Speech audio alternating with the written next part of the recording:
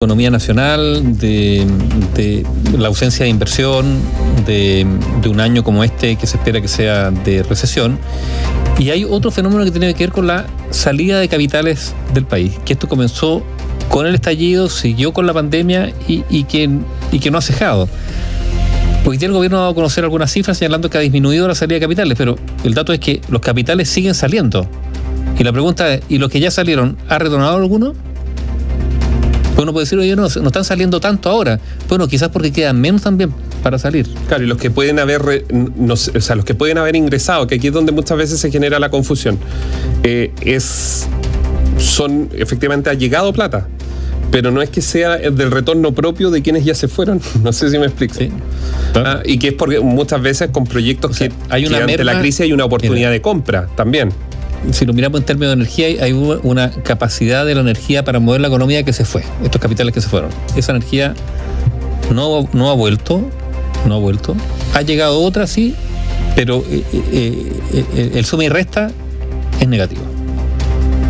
Sí, es negativo, pero de repente hay como una especie de sensación, y lo vamos a conversar ahora, hay una especie de sensación que podría haber sido peor para los indicadores que hay. No sé si me explico. Es malo, pero podría ser, o se esperaba que sea más malo de lo que ha pasado. Y yo creo que eso también tiene que ver con el cambio del discurso del gobierno, con una posición de distancia al discurso anterior, y eso ha tranquilizado probablemente algunas estructuras que por ahí es donde han bajado el pie del acelerador respecto a liquidar y salir del país. La salida de capitales desde Chile hacia el extranjero superó los 10.000 millones de dólares el año pasado, según datos que ha entregado el Banco Central, que constataron una disminución de 9,2% en relación al monto del año 2021. Expertos atribuyen esta variación a la incertidumbre asociada al proceso constituyente, que si bien se ha reducido, todavía está presente. Joaquín Aguilera, buenas tardes. Hola, buenas tardes. Sí, este año, y lo hemos conversado muchas veces, se proyecta que la economía chilena no va a tener crecimiento. De hecho, va a tener probablemente un crecimiento negativo. Eso está en las proyecciones del gobierno, en las del Banco Central y también en organismos internacionales. Y una de las principales razones que está detrás de este escenario es justamente la caída que va a tener los niveles de inversión. Esta debe ser probablemente una de las variables de mayor debilidad actualmente en la economía chilena en este escenario actual. Y eso se grafica muy bien también en estos datos que estamos comentando y que tienen que ver con la salida de capitales que se marcó el año pasado, el año 2022. Ha sido ya una tendencia, ustedes bien lo mencionaban, desde el estallido social hasta ahora, ver flujos de salida de capitales que hasta ahora no se veían, cifras mucho más abultadas que en los años anteriores, y lo que ocurrió el año pasado fue bastante elocuente en ese sentido. En total fueron 10.433 millones de dólares que salieron desde Chile hacia el extranjero. Ahora, también, si bien son cifras elevadas, el monto fue un 9,2% más bajo que el año 2021, cuando ese monto alcanzó los 11.000 millones de dólares. Ahora, si uno suma, siguen siendo 2 años con una salida de capitales bastante importante en términos acumulativos. Ahora, ¿a qué se atribuye este escenario? ¿Cómo se explica cuáles fueron las razones que están detrás de este comportamiento por parte de los inversionistas y los grandes ahorrantes en el país? Principalmente, por supuesto, factores de incertidumbre que tienden a poner en riesgo el retorno que podrían tener ciertas inversiones. Según expertos, eso estuvo sobre todo respecto a el proceso constituyente, que fue impulsado principalmente durante el año 2021 y que luego fue rechazado también durante el año 2022, y que eso generó también un cierto alivio probablemente en cuanto a esta sensación de riesgo que tenían muchos inversionistas, y finalmente favoreció que también hubiese una menor salida de capitales. El rechazo al proyecto de la convención y este nuevo proceso que se ha impulsado también con muchos mayores bordes es algo que, según Esteban Bieni, economista y experto de la Universidad Autónoma, ha determinado este mejor comportamiento del 2022 en comparación con 2021. Como recordaremos, estábamos iniciando el proceso constituyente y con grandes expectativas de que esta eventual constitución nueva sea muy diferente y muy radical en comparación a la que está vigente el día de hoy. Las expectativas aquí juegan un rol, y estas hicieron que los flujos de capital salieran del país con la promesa de encontrar una mejor rentabilidad o un mejor futuro, más estabilidad fuera del país.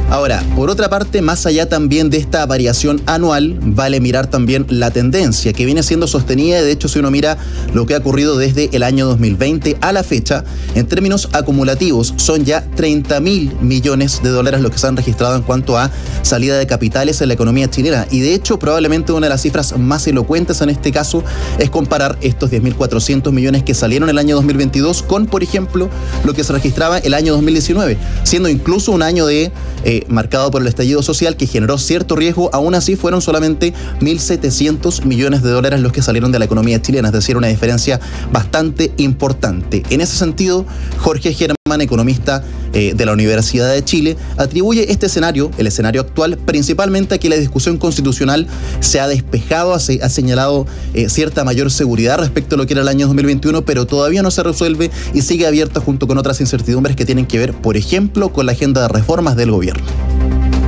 El capítulo de la nueva constitución no se ha cerrado. En mayo vienen las elecciones y después a finales de año hay que aprobar el texto que proponga la nueva constituyente. Entonces la incertidumbre sigue siendo relevante. Por otro lado, también existe la incertidumbre en relación al impuesto al patrimonio, que es cobrar un impuesto al stock de capital.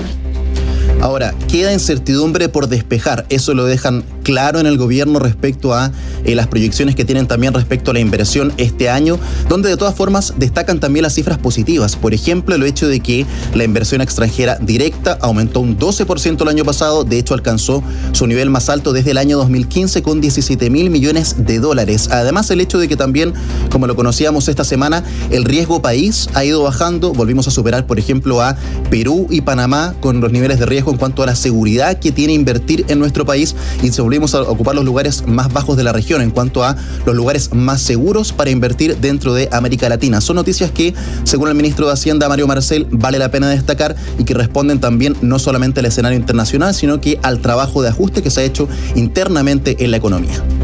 En Chile hemos hecho un esfuerzo por estabilizar la economía muy grande durante el año 2022, lo vamos a completar el 2023, se ha ido reduciendo mucho la incertidumbre, por supuesto no hay muchas cosas que todavía nos quedan por hacer, todavía tenemos terreno que recuperar de la incertidumbre que se generó desde el 2019 en adelante y vamos a estar dedicados a eso durante los próximos meses.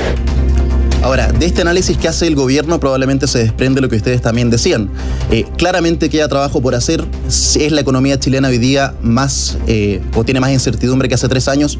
Está claro que sí, las cifras también así lo indican, pero probablemente este escenario hubiese sido más complejo si es que no se hubiese sido responsable particularmente este año, sobre todo considerando las expectativas que tenían los inversionistas, el mercado en general cuando asumió este gobierno, las reformas que podía impulsar a lo que finalmente ha sido sobre todo el manejo económico por parte del Ministerio de Hacienda. Es como el devenir del gobierno para los próximos 3 años, un gobierno que va a estar cruzado prácticamente sus 4 años de elecciones. Este año nuevamente hay elecciones, entonces da cierta tranquilidad respecto a algunas reformas que no le gustaban a algunos sectores de la economía, básicamente eso. Pero mira, siempre es bueno hablar con ejemplos.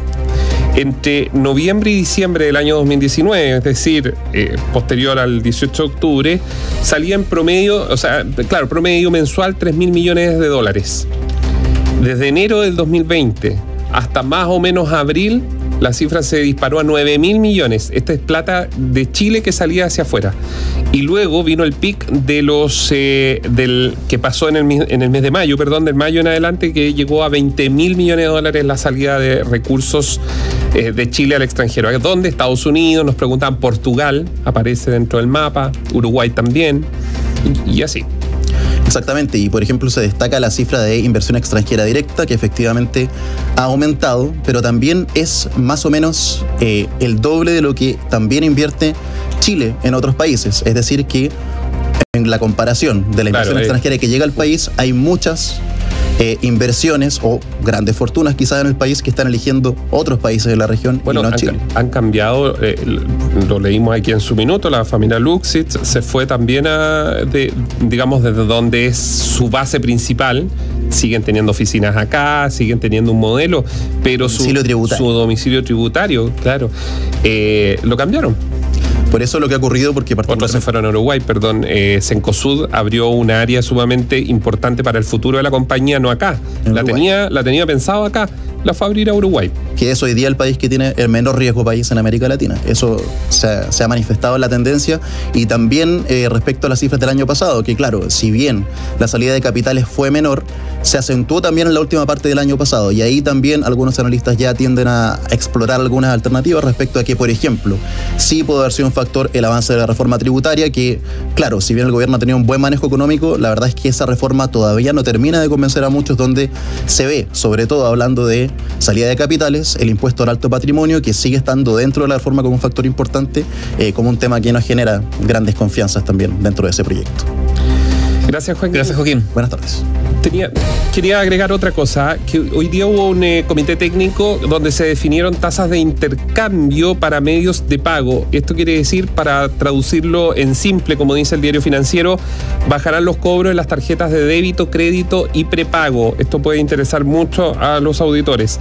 Los actores del mercado tienen un plazo de 5 días hábiles para objetar el proceso, en el cual participó el Ministerio de Hacienda, el Banco Central, la CMF y la Fiscalía Nacional Económica. Y según desprende justamente el Diario Financiero, a lo largo de este proceso, que fue deliberativo, el Comité Técnico para la Fijación de los Límites de las Tasas de Intercambio que opera la industria de medio de pago zanjó hoy el esquema definitivo que tendrá el mercado.